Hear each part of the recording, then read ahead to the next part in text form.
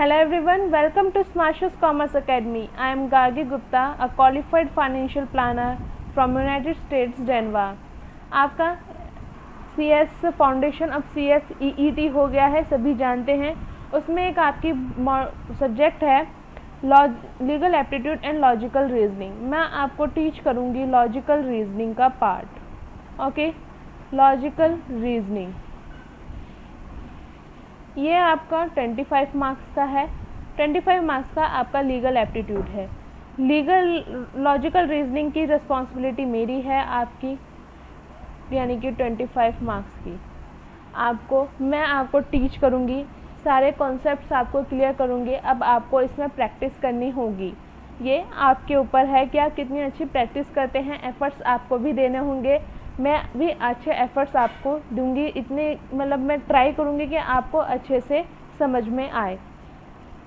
Reasoning में mainly होता क्या है, देखिए रीजनिंग में हमारा आता है इमेजिनेशन करना, थोड़ा सा विजुलाइज करना चीज़ों को, ताकि आपके सामने कुछ नहीं होता है। अब आपको उन्हें विजुलाइज करके थोड़ा सा ध्यान देके कॉन्सेप्ट्स को, फॉर्मूलाज को आप बहुत ईजिली इसे सॉल्व कर लेते हैं। डे टू डे लाइफ से नॉर्मली हमारा इसमें कई चैप्टर्स यूज़ होते हैं, रिलेटेड हैं। अब क्लॉक में चैप्टर में हमारे क्लॉक, इसमें हम राउंड क्लॉक ही लेते हैं। क्लॉक आप डेली यूज़ करते हैं अपनी लाइफ में, तो इसमें राउंड क्लॉक की हम लेते हैं। उसमें हमारा टाइम होता है 12, 1, 2, 3, 4, 5, 6, 7, 8, 9 एंड 10, 11। क्लियर है? तो हमारा इसमें क्लॉक होती है, हम राउंड क्लॉक ही लेते हैं, हम विजुलाइज करते हैं राउंड क्लॉक को। आपके पास आपके घर में क्लॉक होती है, आप उसे लेकर भी टाइम को लर्न करना सीखेंगे कि कैसे आप टाइम को एडजस्ट करके आप देखते हैं, इमेजिन करते हैं। तो आपका ये चैप्टर वही है, बहुत हार्ड चैप्टर नहीं है, ईजी है। थोड़ा सा मैथ्स है इसमें, आपको घबराने की कोई ज़रूरत नहीं। जिनके पास 11th और 12th में मैथ्स नहीं थी, डोंट वरी। ये जिनके पास थी 11th और 12th में मैथ्स, उनके लिए भी नया ही सब्जेक्ट है, so don't worry. Normal calculation है, बहुत ही मैं आपको ट्रिक्स बताऊंगी जिससे आप इजीली क्वेश्चन आप भी क्लॉक के सॉल्व कर पाएंगे। सो देर नहीं करते हैं, चैप्टर स्टार्ट करते हैं। अब आपको पता है सर्कल में हमारा यहाँ पे एक हमारी होती है मिनट हैंड, एक होती है हमारी आवर हैंड, एक होती है हमारी सेकेंड हैंड, है ना। अब ये जो हमारी हैंड्स हैं, ये मूव करती हैं 360 डिग्री के एंगल पे। ये कितने डिग्री का एंगल होता है? 360 डिग्री का एंगल बनाती हैं। सो क्लॉक हमारा 360 डिग्री का एंगल बनाती है, ये नॉर्मल चीज़ है, आप बस इसे ध्यान रखें। आपकी जो हैंड्स है मूव करती हैं 360 डिग्री में, तभी वो नेक्स्ट आवर होता है हमारा। अब कैसे, इसके कुछ फॉर्मूलाज हम नोट डाउन कर लेते हैं, आपको मैं क्लियर करती चलती हूँ। फॉर्मूला,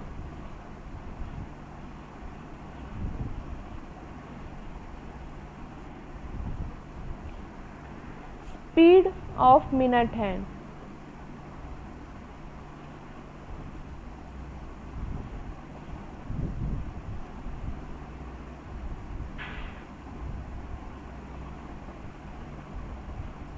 क्या होती है? इसका फॉर्मूला है, आपको पता है कि 1 मिनट हमारा कितना होता है? 1 आवर हमारे कितने होते हैं? 60 मिनट होते हैं। तो 60 मिनट में हमारी जो मिनट हैंड है वो 360 डिग्री का एंगल बनाती है। मैंने ऑलरेडी आपको क्लियर किया है कि जब हमारी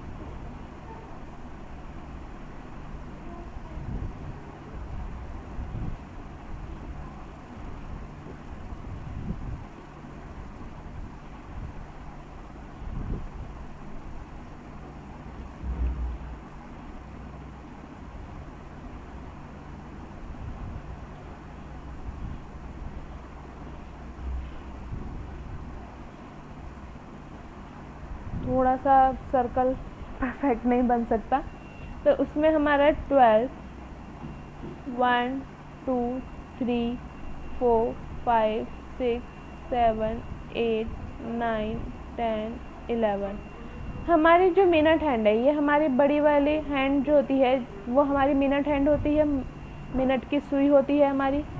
ये जब यहाँ से अगर 12 से घूमते घूमते जब वापस 12 पे आएगी तो कितने डिग्री का एंगल बनाएगी? 360 डिग्री का। और कितने मिनट्स होते हैं? यहाँ से यहाँ तक के हमारे 5 मिनट्स होते हैं। तो ऐसे ही जब पूरा सर्कल लेगी तो टोटल 60 मिनट हो जाते हैं 12 पे आके। तो वही हुआ कि 60 मिनट में हमारा 360 डिग्री का एंगल बनाएगी। तो 1 मिनट में कितने का एंगल बनाएगी डिग्री का, उसकी स्पीड क्या होगी, अब वो पता करना है। 1 minute 360 degree divided by 60 minute कितना हुआ हमारा? ये 360 डिग्री डिवाइडेड बाय 60 मिनट हमारा हुआ 6 डिग्री पर मिनट। तो स्पीड ऑफ मिनट हैंड कितने हुए? 6 डिग्री पर मिनट। क्लियर? नेक्स्ट हमारा आता है, देखिए इसमें कॉन्सेप्ट या आपको इतना पता होना चाहिए, ठीक है। अगर नहीं पता तो मैंने आपको क्लियर कर दिया है। मेनली आपको ये याद रखना है कि स्पीड ऑफ मिनट हैंड हमारी होती है 6 डिग्री पर मिनट। नेक्स्ट हमारा आता है स्पीड ऑफ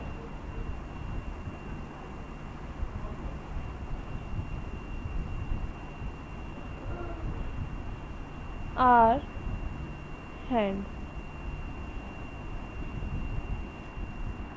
क्या होगी?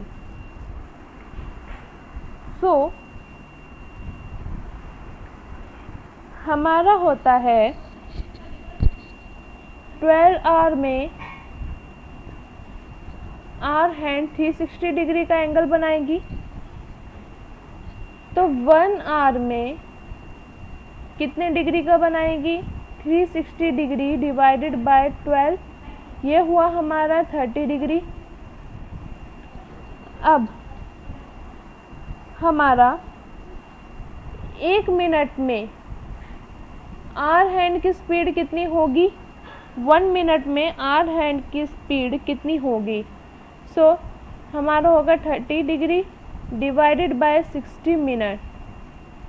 1 आवर को अगेन हम 60 मिनट्स लिख सकते हैं, 60 मिनट्स। तो कितना हुआ? 1/2। ये हमारा आंसर आ गया। स्पीड ऑफ मिनट हैंड हमारी थी 6 डिग्री पर मिनट और स्पीड ऑफ आवर हैंड हमारी होगी 1/2। आपको यही याद रखना है। ओके, नेक्स्ट पे आते हैं अब हम।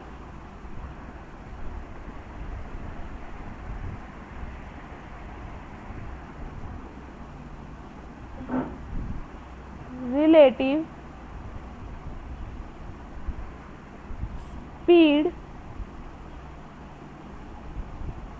of hour and minute hand relative speed क्या होगी?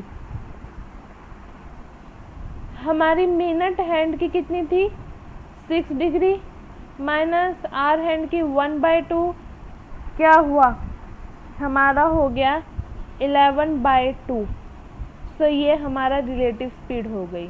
11/2 हमारा रिलेटिव स्पीड इसने मतलब बताई है कि अब आप क्लॉक लें, आप अपने पास कोई क्लॉक लेके रख लें हाथ में। क्लॉक लिया आपने, उसमें हमारा हमने कहा है 1 3 6 9, अब हमने कहा है 9:45 हो रहे हैं, ठीक है।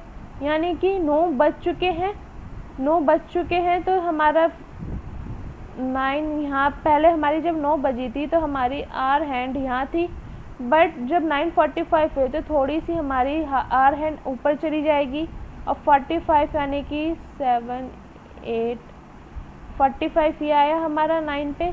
तो मिनट हैंड हमारी यहाँ होगी। क्लियर है? तो 45 मिनट जब 9:45 हुए तो आवर हैंड थोड़ी सी जब आगे बढ़ेगी, मिनट हैंड भी जब आगे बढ़ेगी, दोनों सुई हमारी आगे बढ़ती हैं तो थोड़ा सा चेंज आ जाता है। 9 और 10 के बीच में कहीं हमारी आवर हैंड हो जाती है। तो उस गैप को, उस मिनट को फिल करने के लिए 11/2 हम यूज़ करते हैं। क्लियर हुआ? आपकी आपके 9 बजकर, मैं अगेन क्लियर कर देती हूँ,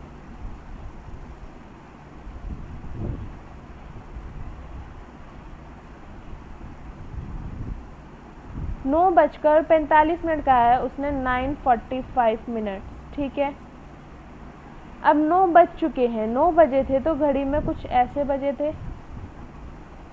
आवर हैंड और मिनट हैंड यहाँ थी, बट 9:45 के लिए जब मिनट हैंड यहाँ पर घूमेगी 9 पे आएगी 45 पे, और आवर हैंड भी हमारी थोड़ी सी आगे बढ़ेगी, ये कहाँ बढ़ेगी, यहीं कहीं 9 और 10 के बीच में होगी।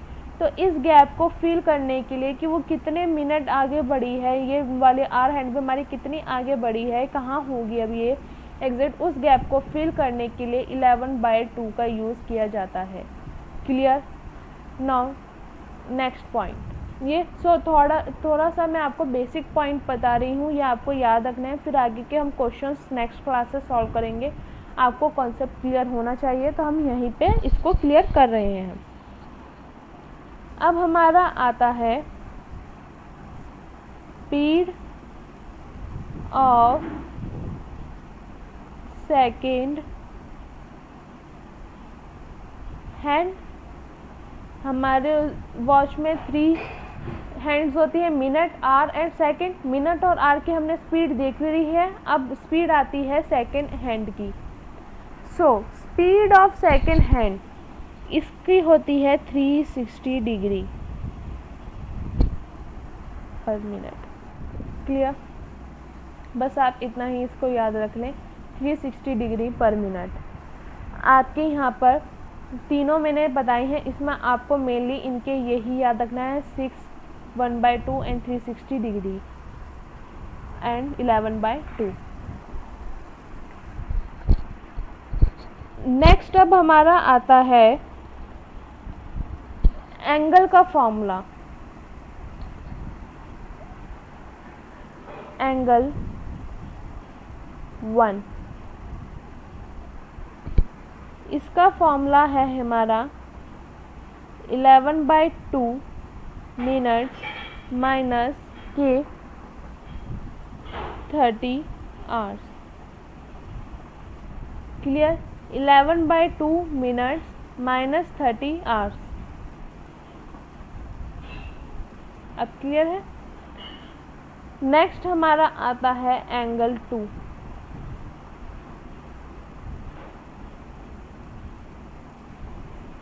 इसका फॉर्मूला है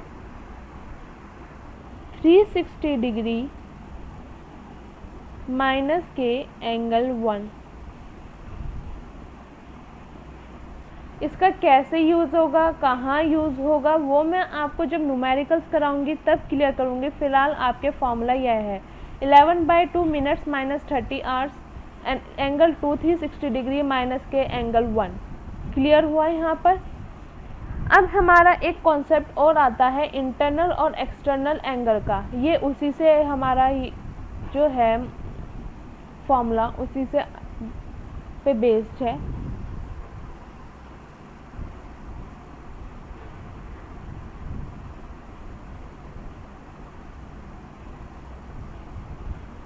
हमारी क्लॉक में कोई भी टाइम हम ऐसे ले लेते हैं, ये कोई टाइम है हमारा, तो इसमें हमारा ये एंगल तो कहलाएगा इंटरनल एंगल।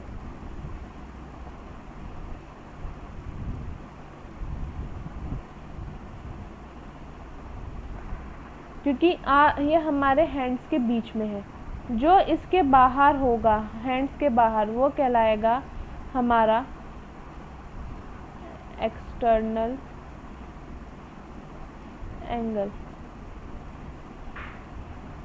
हमारा ये टाइम था, इसको थोड़ा बोल्ड कर देते हैं।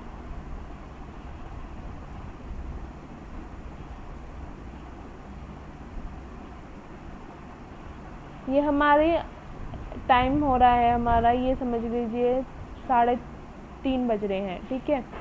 तो इसमें जो अंदर की तरफ हमारा एंगल बना वो था इंटरनल एंगल, बाहर की तरफ जो बना एक्सटर्नल एंगल। सिंपल सी चीज़ है। अब इसका फॉर्मूला उसे कैसे रिलेशन है, इंटरनल एंगल में हमारा एंगल 1 बनता है का फॉर्मूला लगता है, और एक्सटर्नल एंगल में हमारा एंगल 2 का। एक्सटर्नल एंगल अगर उसे निकालने के लिए कहा है तो एंगल 2, इंटरनल एंगल कहा है तो एंगल 1। ठीक है, ये बेसिक कॉन्सेप्ट्स थे। कुछ क्वेश्चन सॉल्व करते हुए कुछ पॉइंट्स हमारे आएंगे, वो हम तभी डिस्कस करेंगे, अभी उनका कोई डिस्कस करने का ज़रूरत नहीं है, तो हम वो तभी करेंगे, आप तभी उन्हें वहीं पे नोट डाउन कर लेना।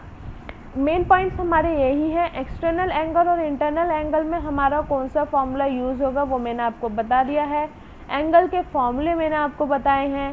Speed of second hand, speed of hour hand, speed of minute hand and relative speed of hour hand, सभी आपको क्लियर किए हैं। आई होप आपको क्लियर हुआ होगा।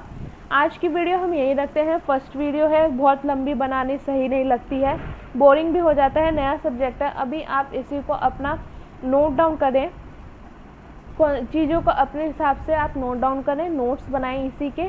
फिर जब हम न्यूमेरिकल करेंगे आपको चीज़ें बहुत ही ईजिली क्लियर हो जाएंगी। फॉर्मूला हमारा होल चैप्टर में बस यही है, यही 2 फॉर्मूले हमारे पूरा क्लॉक चैप्टर सॉल्व करेंगे। मैं कोई नया फॉर्मूला नहीं लेके आऊँगी जिससे आपको कोई प्रॉब्लम हो, केवल इन्हीं 2 फॉर्मूलों से हम पूरा क्लॉक चैप्टर सॉल्व करेंगे।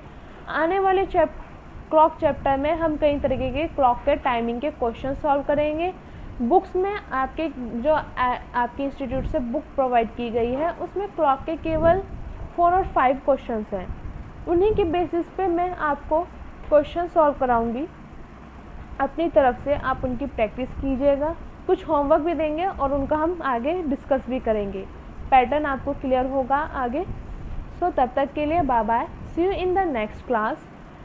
Keep learning, be happy and be patience. Time लगेगा, नया चीज़ है बट बहुत ही ईजी लगेगा आपको, अभी से ईजी लगना शुरू हो गया होगा। कुछ टिपिकल